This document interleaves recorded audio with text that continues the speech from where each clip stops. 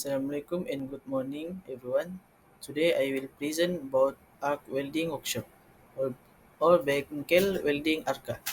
In this workshop, students learn how to join two metal pieces using heat from an electric arc. The arc generator very high temperature and melt and fuse metal together, which is an in essential skill for everyone learning basic welding technique. First, good ethic and discipline contribute to safety.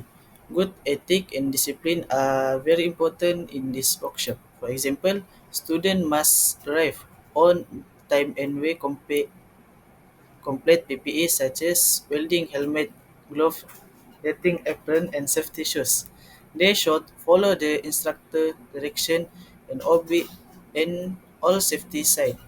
Avoid joking or playing around with working and always keep the workshop organized and clean. With good ethic and discipline, we can prevent accident and work safety. It's meaning etika dan disiplin membantu memastikan keselamatan diri sendiri dan orang lain jika kita leka atau tidak mematuhi PPE. Risiko terkena percikan api arka elektrik atau logam panas meningkat. Workshop yang kemas juga memudahkan pergerakan dan mengelakkan kemalangan. Next, how to ensure equipment and machine safety before starting work. Before starting any welding work, all machine and tools must be checked. Machine and cable must be inspected to ensure they are not exposed or damaged wire, and the main switch should be off during inspection. PPE like helmet and safety lens should be in good condition. The working arm must be dry and free from flammable material, and proper ventilation should be available to reduce welding fumes. It's meaning pemeriksaan awal membantu mengelakkan kejutan elektrik, kebakaran dan masalah pernapasan akibat asap kimpalan. Dengan memastikan semua peralatan berfungsi dengan baik, kerja kimpalan menjadi lebih selamat dan efisien. Next, how to handle task or machine correctly and safety. When operating the welding machine, students should always handle it careful. Turn on the machine only after inspection. Hold the electrode, hold the frame and keep it away from the body. Maintain the correct distance, usually 2 until 4 mm. Never look directly at the arc without a welding helmet. Do not touch hot metal immediately after welding.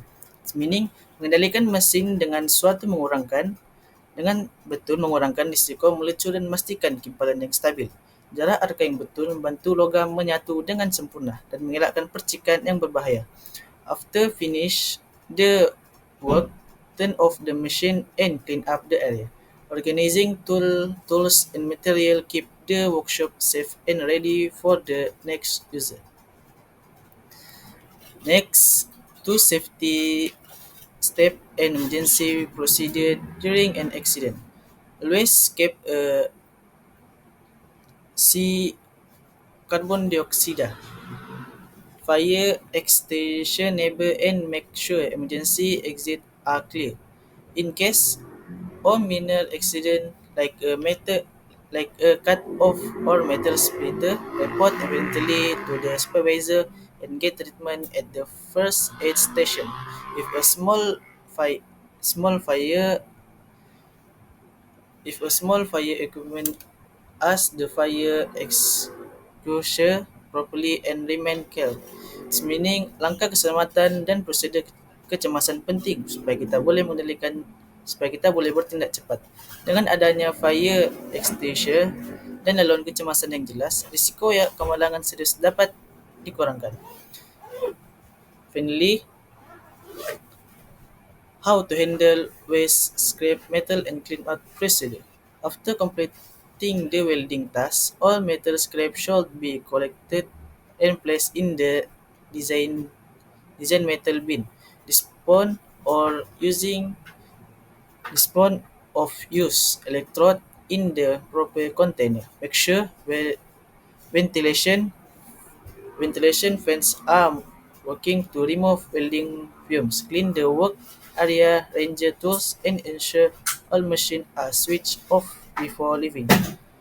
Maksudnya, mengurus sisa logam dan kebersihan bengkel bukan saja menjaga keselamatan, tetapi juga memastikan persekitaran kerja yang teratur dan konduktif. Ini juga mengurangi risiko terpijak serpihan logam atau terhirup asap berbahaya. Dan kesimpulannya, by following all safety rules, maintaining for good ethic and using proper procedure, accident can be prevented and the workshop become a safe and productive. Keselamatan adalah tanggungjawab semua. Apabila setiap pelajar mematuhi peraturan, menggunakan PPE dan menjaga kebersihan bengkel, risiko kemalangan dapat diminimalkan. Ini juga membentuk budaya kerja selamat dan profesional. Thank you for attention.